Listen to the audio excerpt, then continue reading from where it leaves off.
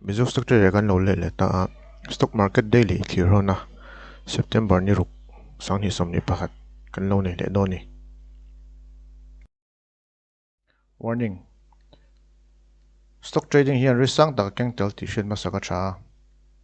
Mizo Stock Trader in kan tarlan reng hi kan Thlirna na nia mani in thutluk na siam thinang che.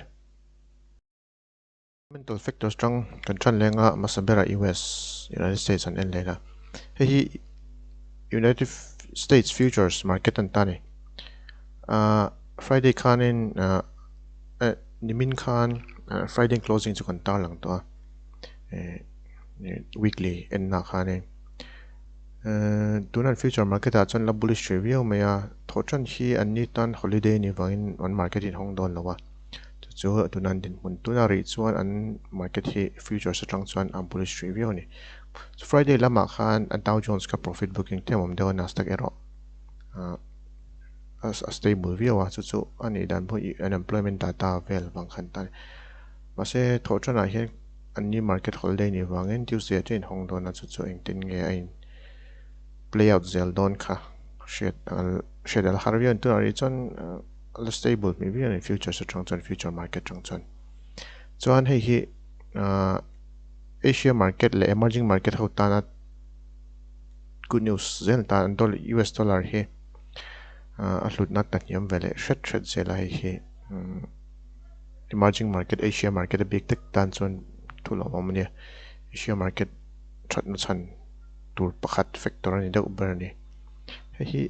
chumi lo chu han puan tur lem om shri lo ni US lama tang chon an futures market stable la hian global market la stable turin atar lang review ni Europe laman lutila macro data lam Europe at chuan Thursday hian poimo deuh chu euro atang hian Euro Central Bank lamen pong don chumi tilo chon news pon tur lem khala om dot wina po om lem chung lova ase wina chon lama an market in hon kha chuan in bullish view ni Europe US future bullish kan ti to kha US future bullish a Europe rawn bullish vek mai ni hian Euro market po bullish te veka hi global market chu la bullish view ni ti haron tar lang bokani Asia lam kan lutanga Asia lam po bullish kap me Japan hi tukin hong khan dar sari vekan 2% line in hong ama se carmel chon 1% 1.83% ar tlaniam to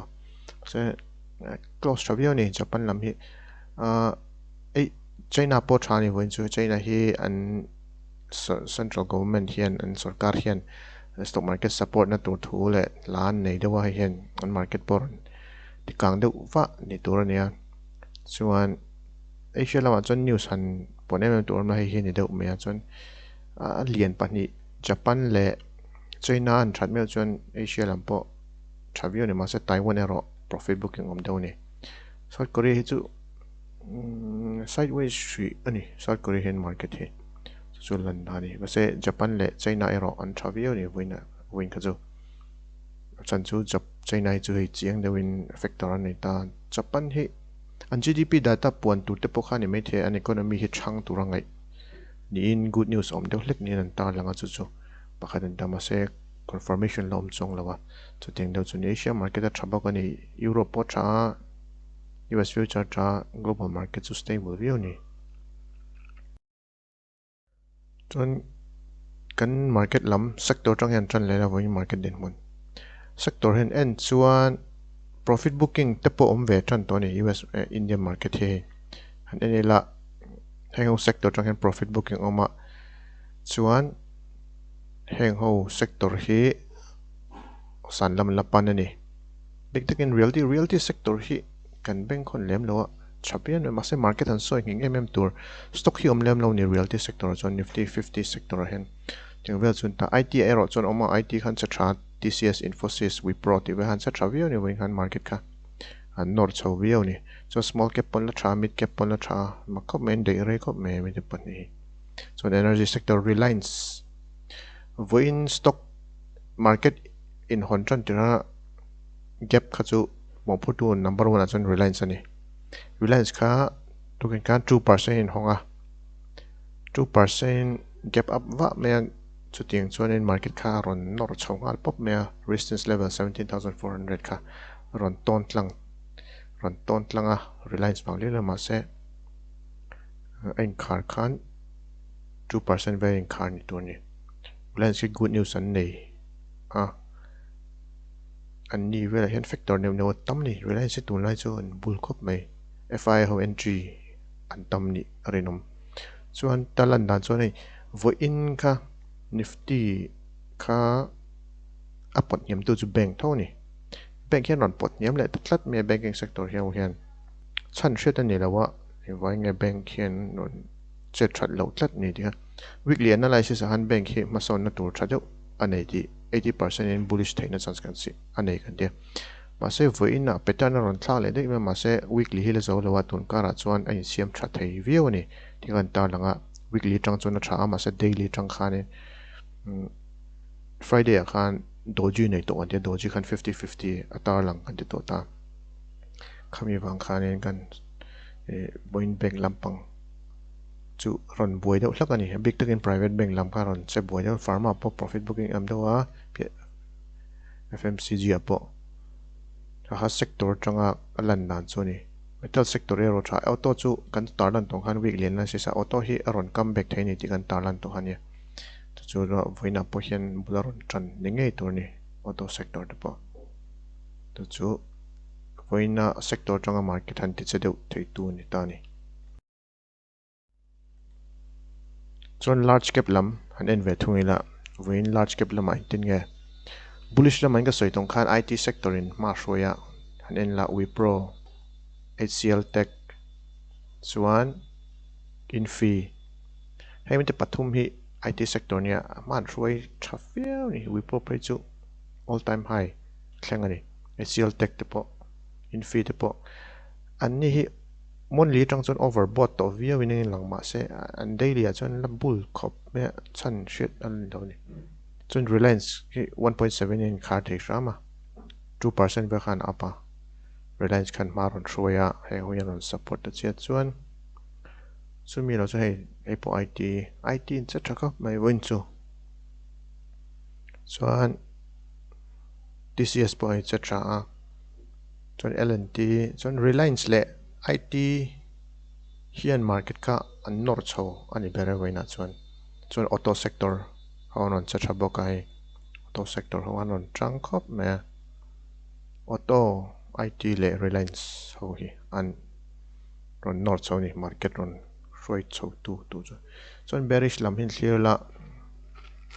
profit booking hi om deuh nual me hei energy sector ve thung chuan in IOC ate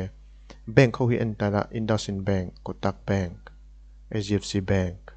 ICICI Bank hey finance and Bajaj pani te SBI bank hian market kha nuk niam viau ni chho tur kha adang ti jok teng nuk niam ai chon Nifty khan all time high thleng tho ma se a resistance 17,400 kha as thlen chunga in kho close selon san chu bank wang liu hi kan ti thei do ni when kha bank kha chan shita ni lo chun bank hian market all time high mai pon lo resistance level 17,400 chunga in close selon san chu bank wang liu tin kan tar lang thei do ni chiang ko pani chuan voina han profit booking hin tam deuh zo kani profit booking hi bearish lam hin tam deuh zo ka pani thlau te chiam lo ani chuan in profit booking hi tuan bearish lam le bullish lam khain thlau te chiam lawa nakina ein thlau vak lo chu wang chu nia technical la po nakina aron lang ching don view ni 50-50 khop mai wina bulls le bears po kha large cap atang hin lang ching view ni advanced la decline hi entaila tapo hian tang po hian ching view ni win market om na chu nifty lam atang hian entaila ei advanced la decline hi ein thlau view lo ma se unchanged and chuan welcome chuan in claim in profit booking om ve deuh to mani oti thei turin tatai ron om tana Bombay Stock Exchange lama po BSE la ma po ein thlau te chiam lo ni advanced la decline hi chuan in market kha chu a 50-50 khop mai ni leng in kar nileng in campaign zong ya kal ani better win market ka chu technical analysis lama an lu tanga daily time frame nifty an en lenga wena che dan han tar lang ma sai la ain hon hian 17399.35 an gap up ani wena hon kha chuan niam ber tum hian 17345.55 thlenga san ber tum hian 17429.55 thlenga anh khar hian 17377.80 khar voina move zong hi 84 points ani masa gap ne na kan te chon 105.95 gaps nen a move tamang reng ve thome gap ta nen chuan hemi antai la open na hi gap hi sang view ni chuan resistance level temporary resistance level 17,400 kha han ton tlang vele zeu ta ma se sustain thei talawa profit booking khana ron zui ni bering langa chuan a low le a close na po hi ein thlau te chiam lawa chuan a high le a open na point thlau te chiam lawa a candle tanga lang chiang view ni a range bound dan hi doji candle kan ti ta ni ting hi chuan voin market po US market a tha Europe market tha Asia market tha ma second market chuan ti hian doji siam tatlat maya ngei ni a hriat ni en la all time high ni le to ni voin hi all time high kan ti de ureng mai ni tunlai market chung chuan 2021 chung hian 28% move to ni kan market hi move chakop mai 28% chuan en zel taila hei doji in to doji na taran tuna chuan hemi formation hi correction na tur ni thei thong em ti hi question om to ni achan chu line hi abandoned baby formation ni theina chance om to ni he line formation pakhat candle pakhat tugaron om lenga a candle om dan zirin bearish confirmation ani theina chance sang to view ni chan om lo point market hi correct ve thei view boka chu kan taran dunia market chuan a hral tu ten hral huna chuan market hi correct ani mai tengan question na turam low cycle ania buy and sell demand and supply cycle kha ani men san chuan ron chuka chuk chuan choka chu simple lew ngai to do market a chuan han ta ni complicate dewa soidan tur po om thawa ma se simple lew chuan demand and supply mo kha hria thiam ngani chuan tuna chuan support area he do ni minor support area correction nei pon hetlai area hi poimo do ni hi can estimate dan chuan 1.4% area pullback area don tan he 1.4% hi chu 17134 17134 bor hi ani arinum toni hi a pullback masa bera a test tur anga kan ngai chun tani ki mani chuan hemi ai mumal tak resell taka a correct don chuan hemi level hi angai masa ber ti kha kan ta lang dua hetlai area hi chu atesarin om view ni ke mani thlir dana po chuan hi correction an nei na chance kan tar langa hi candle pakhat an dan factor pakhan ta chon Bollinger Band hi aron ni le ta a chuan RSI hi 80 buffer an ta aron om deuh neu to ma se confirmation om mangai ni la chiang chong lo ni thlir na ringot alania atak hi chance su om to ni chu chance hi 50-50 to ni to chon doji ni to 50-50 to ni tu hen chiang turangai la 50-50 to hian weekly apokhanin weekly tang pokhan kan tarlan to khanin 60-40 ang bel to ni chon chu fituna chon daily tang chon 50-50 angin aron in siam ta chiani kan tar lang do ni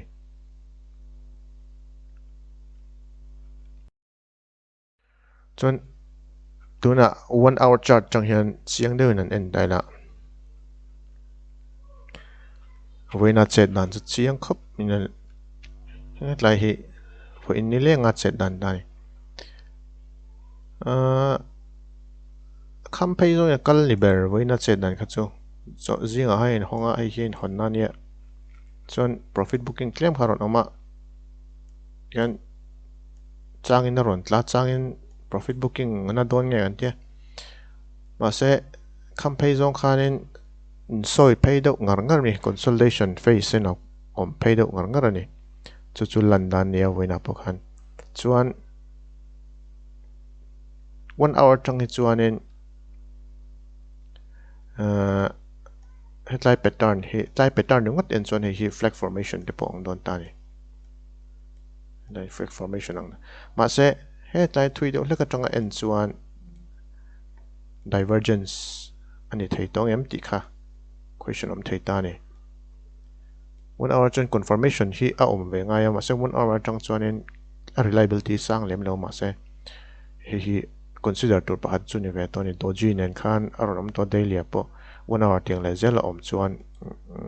ngai bel na tur kha ron om ve thei to ni chuan MACD tang po hian nei pullback signal ron tar lang ve tran to ni hi ni dania chuna chuan 1 hour tang po hian pullback thein chan suron lang to ma se naktuka confirmation om angai ni 1 hour tang po hian Bank Nifty lam kan thlir don ta ni daily time frame thau ni nga wenga Bank Nifty ka makhop me fundamental factor lama an zong thina han tarlan mai turi om lawa news kan lap lo zo nge ti kha zona om thei ta ni hoina che danin en shimshimina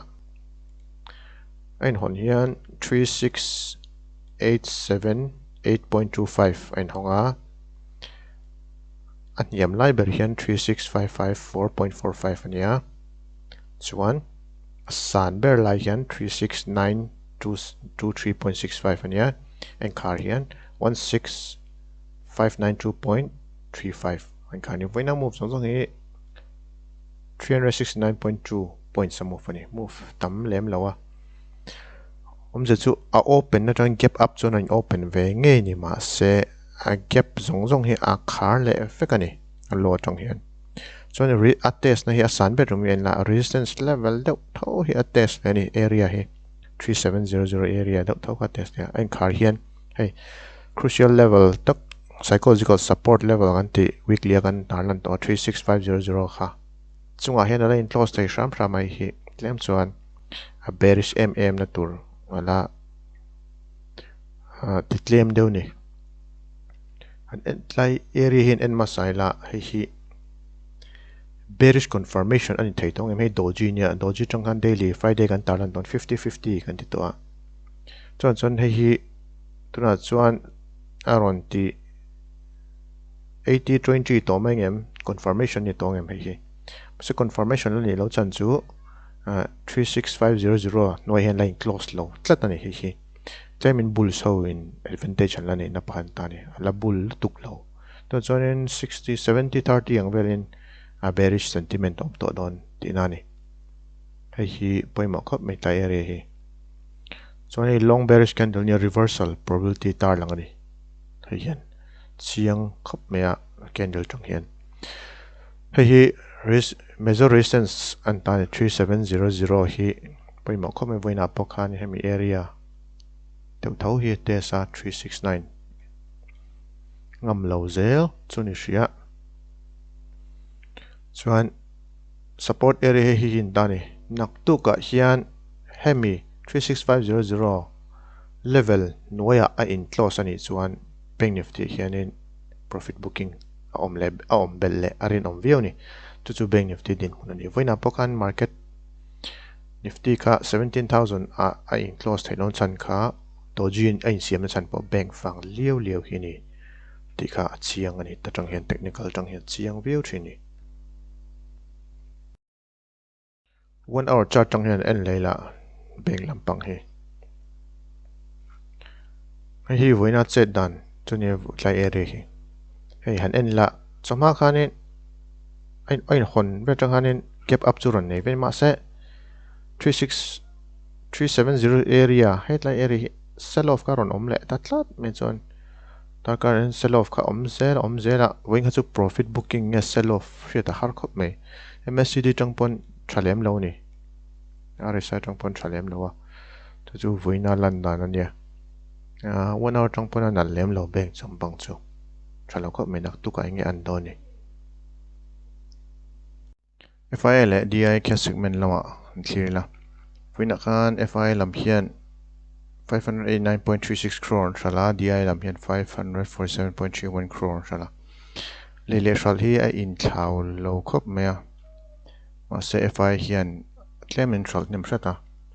voina a candle in represent dan khan doji ni na chan poi kesik mena hian lele shal hin tluk view ni ma se tlemin FI hian shal nem shata hi kesik mena tang chuan ta ni FII lam hian profit booking nei nge mani don le rawn lang ve ta tran tlat me hi naktuk lama hian nge an do ni selling lama tran an la ve le ta tran tlat me ni chuan future options lama lutila ase future a ve thung chuan market khan push chowa chuan khesek mena an thral ve thung FI lam khan an tum strategy zel ni option PCR data tang chuan nifty lam chu la bullish ya bank nifty lam ero bearish to thungani future open interest tang chuan nifty lam hi bullish ya bank nifty lam hi bearish vele thung ta ni option lam tang chiang do ni voina data voina technical ten song zonga he ni voina han 17400 an nifty khanin put writers le call writers khan in china sa ni tla hianin ni lengin tlai hi anin be na na pakhat changin put writer son tamzo changin call writer son tamzo ka chu an engen shiat ni wen kha chu doji candle kan mu na chan po hin ni reng ani tlai area kha apel lei theilawa tla tang han thlen po tla le thina ha din mun ta ni chu naktu ka po tlai area hi engemo an do ni shiat poi mo don khop me chuan final da zo call writer san lu na sa zo ka hi data changalan dan chun tani call writers tamzo ka bulls lampang hian chakna an la nei lo khop mai ngi an doni naktu ka hian tun kar hi poimo doni nifty tang correction nei don nge bulls continue to chonei voin data tang chon bears ho hi chan thazo an chang deuh ang than tat mai ni bank lam hi kan en lenga bank ka hian hei voina po tlai level hi in China om deuh leka 36500 hianin put writers kan loot na sani ngating e chan market hi tlazel turin beisei call writers kan loot deuh nuala tlazel turin beisei nge chon put writers on ron dom vele a chuan tlai hi ni berani voina market in 6 oina sat chuan call writers an loot na sa zo kani voina pon bank nifty and bearish data ha chiang khop me chuan headline area po hi 3700 lak khau mel khop me ni che son 8 lo ni an na lu bel zo le nga la he call writers chuan resistance si khau mel khop me ta kha option table tang kan mu thei chu ni ole khati zong kha voina ta na Mizo Stock Trader na market thlir na karon nei thei chun ta ni milo follow zel ula notification bell te khalo on ula feedback te in thayang angin chanem ngai na thu wangin milo pezel ula kan thiamang tok le thathayang berin ron beisel kan tum do nia kan lawm